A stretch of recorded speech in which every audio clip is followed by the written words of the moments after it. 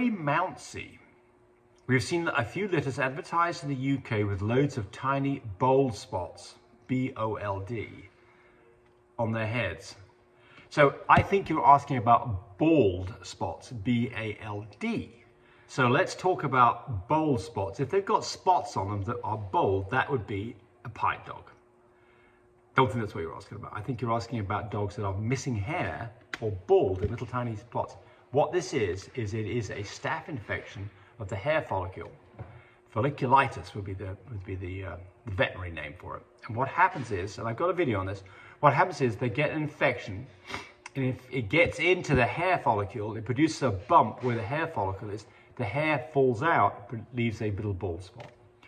What do you do about this? You treat the dogs with medicated shampoo, that's the first round, and if it gets more severe and it starts to go over their whole body, which can happen, then you start giving antibiotics. Typically you give amoxicillin or Clavamox if it's a puppy, and that for the most part will treat it. But I mean, the first order of day is get the dog's puppies clean, give them medicated shampoos. It's not life-threatening. I mean, I guess it could get out of control. But I have seen this quite a bit. You get a puppy that's got what looks like acne on its face or little spots on its head, and you know, cosmetically it doesn't look good, but it's a pretty easy to fix.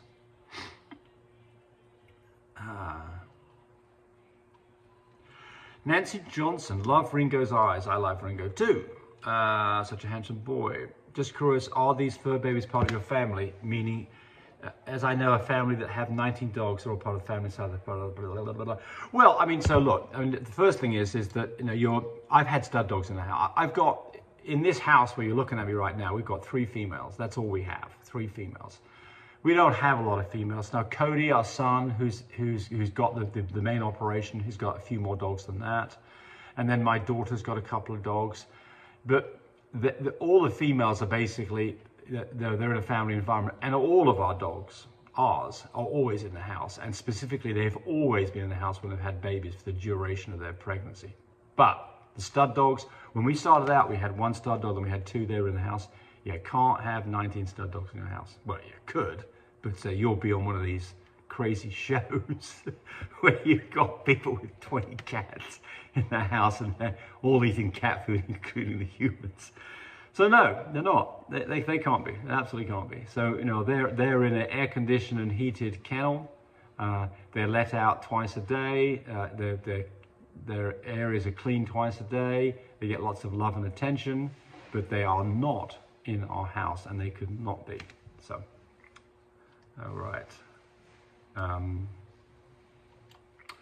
GB Bulls, what if the first AI was done at 12 level on day 8, and then second 2 days later, ultrasound shows a singleton pup? Was it too soon? Yep. So you don't give us a lot of information on this, so we don't know how old the dog is. And if it's a young dog that's not much over a year old, that can be problematic and producing litters anyway. But look, I mean, day 8's early. Most dogs are bred day 11 through 13. A PG level of 12 is probably a day early. The more worrisome part about this is that if you haven't done another progesterone level to confirm that numbers have gone up, this dog numbers may have gone down. And certainly you bred on day 8 and day 10, and that would be, by most dogs, just on days would have been early. And guess what? You got the result of a single puppy. So what's the reason for a single puppy? You bred too early, almost certainly. There could be other reasons, but that's the most likely one. So next time, when you've got a next time, I think it's fine to breed on a level of, I would breed a day after a 12, breed 2 days later, and then check the progesterone level to make sure the numbers are high, like 20 or higher. Then you're probably in the right place. Yasmin Lealoni, my stupid neighbor has these 2 dogs sneak into my yard. Oh dear. They got their dogs pregnant. Nobody's going to want them. They don't have the money to get an abortion. What do you do? I'll send you a recipe for how to cook puppies.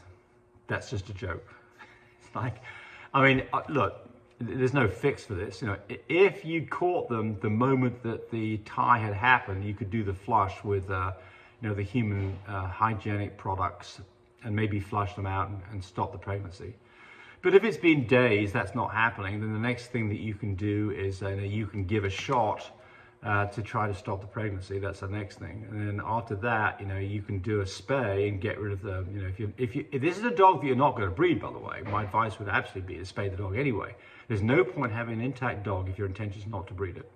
And if you've got a dog that you're finished breeding, you should spay the dog anyway, because it helps reduce things, well, it completely eliminates things like ovarian cancer. So, you're in a pickle here, and you're just going to have to, what do? Well, you live and learn from one's mistakes. And I mean, if it's your neighbor's mistake, then you have to build a bigger fence.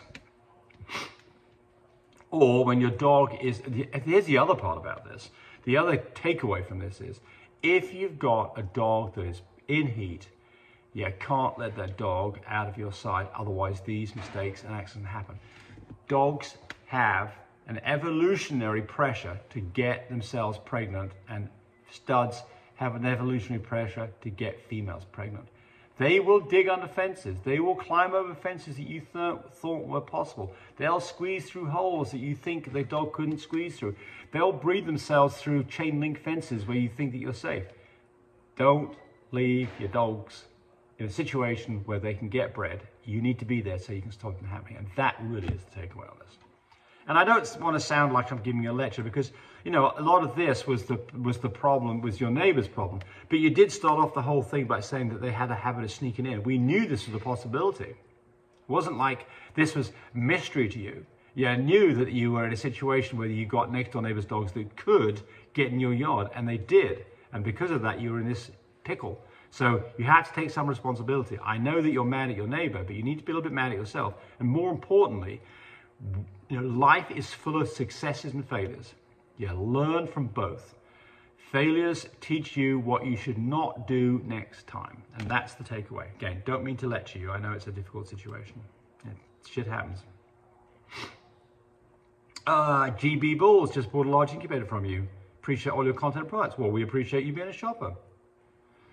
Aaron Turner, can puppies be weak if they're constipated? Absolutely, you bet they can be. I mean, so if you've got a constipated dog, then the thing to do is give it an enema, warm water with a dash of dishwashing soap in it, or maybe even a little cc or half a cc of mineral oil in its mouth too, or olive oil, to help kind of grease everything up and get things going. Yes, look, I mean, I don't have a problem with my bowel movements, and I don't really want to give you too much information here, but in the occasion that I have been constipated, you don't feel good. So yeah, absolutely, things aren't working right. And I mean, if you get impacted enough, you get in trouble. So yeah, you need to get them going. James Ross, how would you feel about getting an apprentice? No, thank you, don't need any apprentices, sorry. Too busy. Jason White, do you guys have good structured dogs? Of course, that's what we have. That's all we have. That's all we have.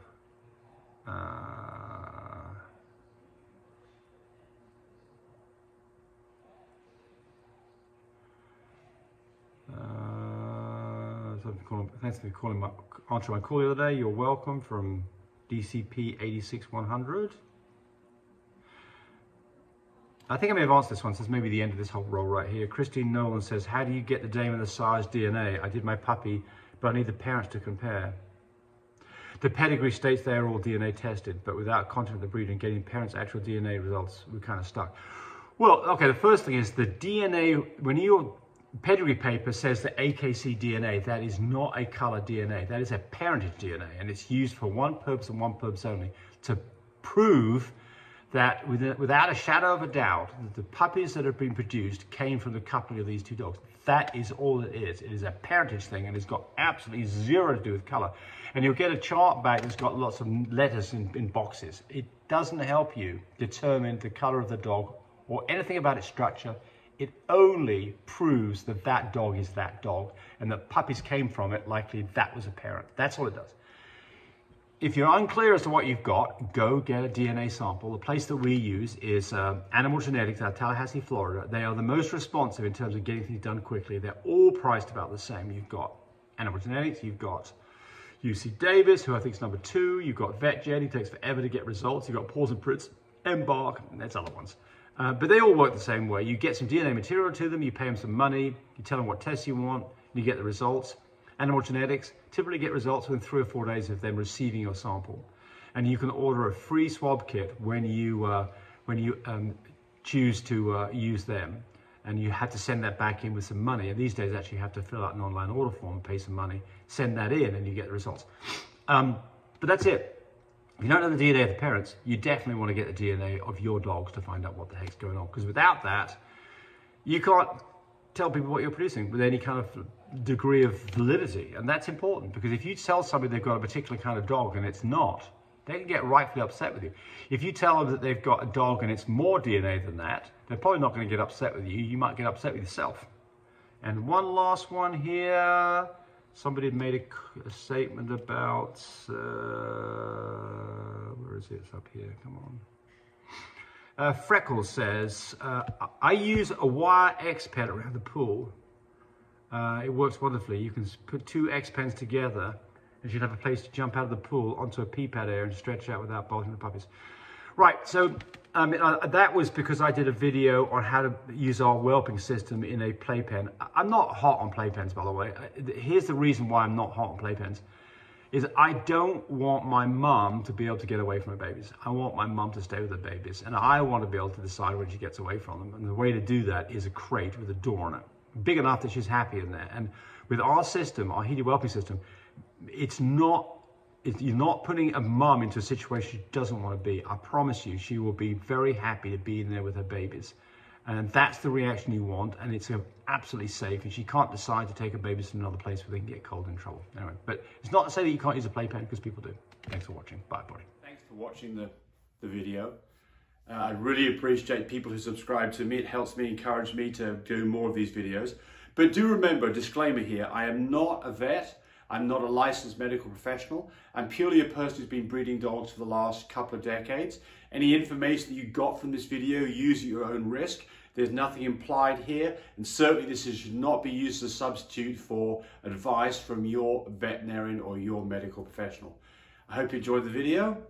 Come back for more of them. Bye.